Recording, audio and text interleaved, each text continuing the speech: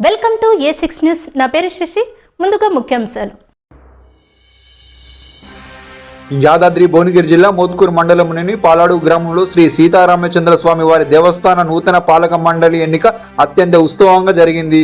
గ్రామస్తుల సమక్షంలో committee chairman గా పులగం వెంకరెడ్డి గారిని ఏకగ్రీవంగా ఎన్నుకున్నారు. గౌరవ అధ్యక్షులుగా సర్పంచ్ అంతటి భగవంతు, ఉపాధ్యక్షులుగా కొసని ఉపలయ్య, కొంపెల్లి అంజయ్య, ప్రధాన కార్యదర్శిగా శివరాత్రి కృష్ణయ్య, కోశాధికారిగా ఎడ్ల భగవంతు బాధ్యతలు చేపట్టారు. వీరితో పాటు 9 మంది సభ్యులు మరియు గౌరవ సలహాదారుల సమక్షంలో నూతన కమిటీ కొలువుదీరినది. ఈ సందర్భంగా నూతన చైర్మన్ పులగం వెంకరెడ్డి మీడియాతో మాట్లాడుతూ దేవాలయం నూతనంగా కమిటీని ఎన్నుకోవడం జరిగింది.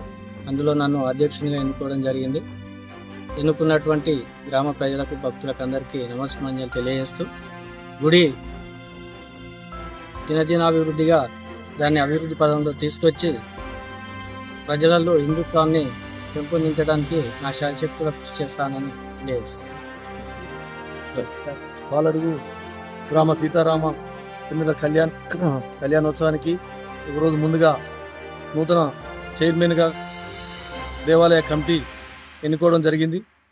వారు కూడా భక్తి బాధ్యతతోటి ముందుబడి దేవాలయాన్ని ముందుకు తీసుకుపోవాలి.